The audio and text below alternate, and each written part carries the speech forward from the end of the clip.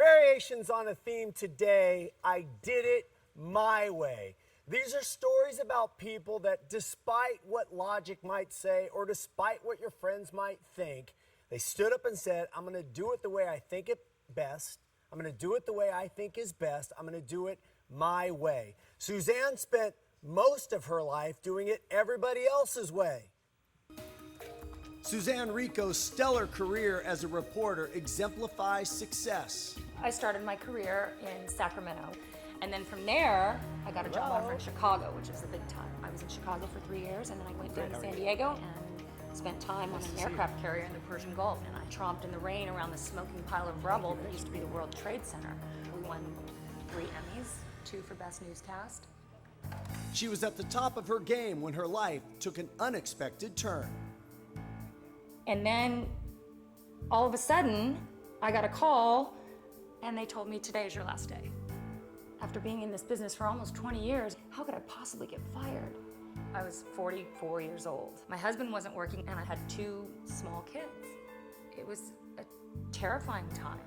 And then I got home, and my boys ran to me at the door, and they said, Mommy, Mommy, you're home, you're home. And I thought, maybe this isn't the worst thing in the world. It wasn't until she was out of the rat race that her priorities came into focus. I realized I have to find a different way of living. I wanted my kids to have deeper, more meaningful experiences than what I was providing for them. I wanted to have experiences that mattered for a lifetime and not just for a moment. Suzanne, thanks for being here. Nice to see you. I'm so happy to be here. Thank you.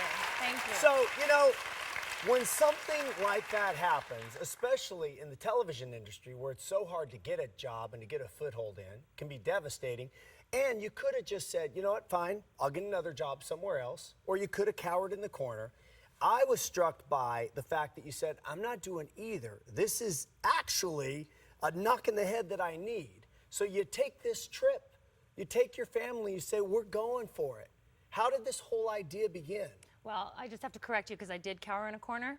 For at least a few days, I was, you know, it's like getting shot out of a cannon and not having any landing pad in sight, much less a soft landing pad. Mm-hmm. And I was as scared as anybody else that has lost their job. I was the sole breadwinner in our family. So when this first hit, the news was devastating.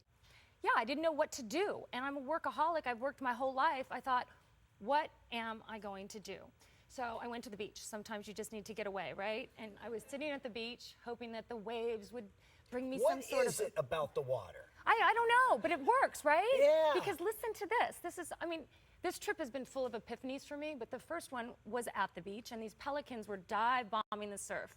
And I was watching, and all of a sudden this woman, total stranger next to me, says, do you know how pelicans die? And I said, I don't even know who you are. No, I don't know how brown pelicans die.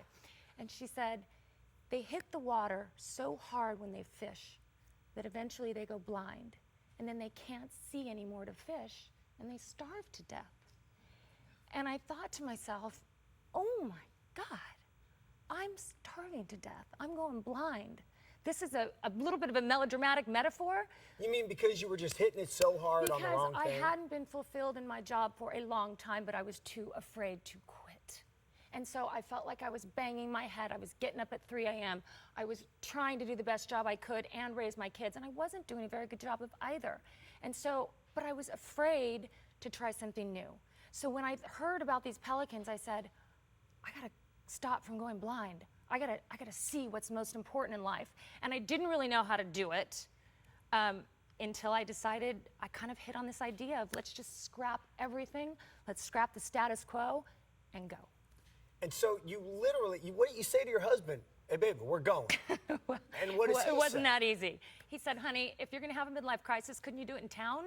Like, really? You have to like go travel around the world?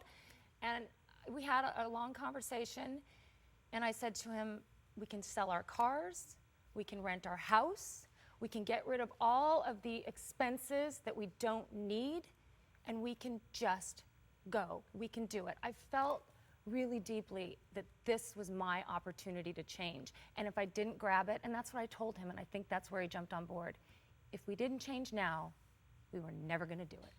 So you felt that. So you load up the car and you start. The minivan. We sold our cars and bought a used minivan. And we decided to start in our own backyard because I had never, even though I have been born and raised in the United States, seen all the amazing things that our country has to offer. And so we loaded up. My kids were 2 and 4 at the time. And if you don't think that'll make you crazy traveling, you're wrong. And we loaded our 14-year-old black lab into the back, and we put medicines and clothes for every climate, and tents and sleeping bags and top ramen and everything else we could think of. So this really is a modern-day camping trip. It's not a luxury vacation. After our 5,000-mile road trip through the United States, the next place that we went was Turkey and Greece. How far into the trip are you?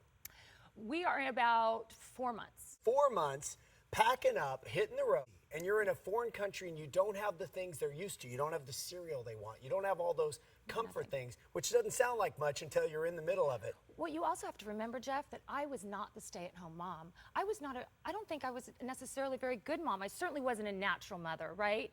And I had a full-time nanny. I had somebody doing a lot of the bulk of that part of it. So all of a sudden, I'm the full-time mom. I'm the navigator. I'm the referee. I'm the cook. I'm the everything. And I'm like, I don't know how to do this. Plus, I was homeschooling, which is such a joke. I was homeschooling my little guy because at this point he would have been in kindergarten. So in the car driving across, Turkey where there's nothing for hundreds of kilometers, I'm in the back seat trying to teach him to read. Take me through a low point. Our first international destination was Greece, and we came upon on a very, very deserted road at the top of a mountain on our way actually to see a monastery, a woman who had fallen. I'll get emotional about it, thinking about it. She had crashed her bicycle into a rock wall, and we were the first ones that came upon her. There was nobody on these roads, and she was hurt very, very badly. She had a quarter-size hole in her head, and her whole face was demolished. She had basically hit her head, and I held this woman in my arms for the hour that it took for the ambulance to come, and she couldn't speak. And I realized that in my news career, I had come up against hundreds of stories like this, but always with that kind of reporter guise to hide behind. And all of a sudden, here I was living the story. I'd never held a victim in my arms before, even though I'd reported on it a million times. You'd never made that connection. I had never. And then when I got back in the car, I realized, what am I doing? What am I putting my kids? What if that was me on that bike? What if my kid had been in the back in a little bicycle seat and I had plowed into a rock wall? Because yes, you can get hurt here in Los Angeles, and yes, the 405 is not the most safe freeway in the whole world, but we were much more vulnerable away from home. Take a quick break. We'll be right back. I was trying to be the perfect mother, the perfect news anchor, the perfect person, and I failed. One day, my 4-year-old was telling me something really important that had happened at his preschool, and I said, "Oh yeah, that's great." And he goes, "Mommy, it was something bad. You weren't even listening to me." And that's when I realized I had completely checked out. Variations on a theme today is I did it my way. We're talking with Suzanne Rico, who really took things into your own hands to change your life up. One of the things traveling in foreign countries with little kids is they're not adults. So you're putting them in situations that they're not used to back home. Yeah. Probably the most frightening moment was when we were in Argentina and we had rented a small apartment down there, and on Christmas Day, my older child, who was 5 at the time, he slipped on a piece of wrapping paper and he went down on these hard concrete floors and he blacked out. And then when he came to, he couldn't see. I was in a place I didn't know. It's a Catholic country. Nobody's on the streets on Christmas Day. So I find myself running down the street in 100-degree weather with my son, whose head is lolling on my shoulder. He's barely conscious. Trying to find a hospital? Trying to find a taxi, trying to find a person, trying to find anything. Yeah. Help me, please. Yeah. We don't have cell phone service. We don't have anything. And is there a moment right there where when you look back on it and you think, what am I doing putting us in this situation. I know these hospitals in these places. You're lucky if you can find somebody to turn the light on. That's right. Well, and when we did get to the hospital, I finally found a car, and I just begged them and basically jumped into the back of their car and said, hospital, hospital, por favor, in my broken Spanish. When we finally did get to the hospital, guess what was broken? Their only CT machine. So we couldn't have gotten him a CT anyway. And it all worked out, but I think that in retrospect, I should have planned for that a little bit better. But if you're going to lead your family that way, you have to lead. Have you changed as a result of this? Is the family dynamic different now? What we learned on our trip, Jeff, is that we had not been really enough of a unit when we were here. We all had kind of our different things. On our trip, we became closer than any Navy SEAL team. We were all each other had, and we got lost at 10,000 feet in the Andes Mountains on a dirt road that went into 3 directions, and the gloom is coming in and it's getting dark, and there's llamas and a big cross on a mountain. We had only ourselves to rely on. We didn't have a cell phone, we didn't have GPS, there was no one to call that I could say, hey, can you get me off this mountain? And so when you're stuck, what do? You inch forward. And that's what we did. We went slowly down this road. One side rock slides, the other side pieces of the road disappearing. And it took us about 3 hours. And we went down this winding, winding road. And we came out at this old abandoned hotel that had vines covered all over it. And it was evening and the sun was setting. And in the distance were the twinkling lights of a town. And we got there and I looked at my husband and I said, we're living in the moment. Yeah. We are living in the moment because we have no other choice. There's no multitasking. Right. Right? You don't multitask. Well, and you're living in the moment because you chose it. Because I chose it. But I don't know if I would have chosen to be up on that mountain lost. No, but that's part of it. Right. You know, and I still even hearing you a little bit of, well, if I could manage it differently, I'd write a different script. You can't. If you're going to venture out on the highway and put a little gas in the tank, then you go and you see where you end up. You have to take what the world throws at you.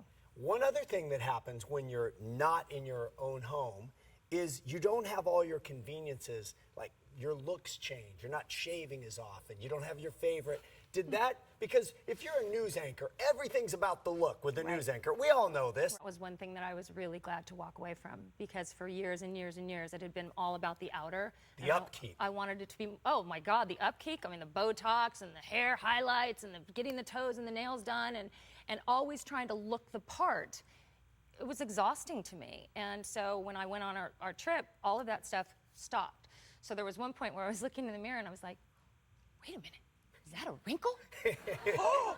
And the Botox had worn off, right? I mean, I haven't had any of it, and all of a sudden... How did you manage? Oh, well, it was scary. It was a frightening night, let me tell you. And your poor husband. He didn't even know who I was. Who is this woman? Right. But you're looking at yourself, and you're thinking, you're realizing, I don't even really know how I really look, because I've been doing this for it wasn't so long, but like 4 years, and all of a sudden I had these, and I had these, and I had this. Here's what I want to know. I liked it. How you like not the no Botox look? I loved it. And you know what? This is it. And it's okay. How do you keep that spirit of adventure? When you get back home and you go, oh, you know what? I do like my cereal and the USA Today in the morning. That's right. We've made a lot of adjustments. I think you have to keep remembering what your priorities are. And my priorities now are my family. They are spending quality time with the people that I love, not worrying about what everyone thinks of me or might think of me, not worrying about what I do next, but worrying about what I do right now. Awesome. And being present. One question for the little guys. We're going to see how you did as travelers, because this is the truest test to see. Can you say hello in any other language? Hola. Nice. They're travelers. I think you can actually also say hello or thank you in quite a few languages, but we don't need to go into that. All right, hold on. Oh, no. All right. Here's the true test of a traveler. When you've been to foreign countries, the one thing you have to learn is to say thank you, right? Can you guys say thank you in any other languages? Yes. Well,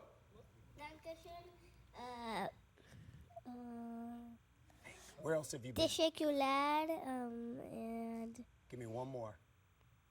grazie. I believe it. They're travelers.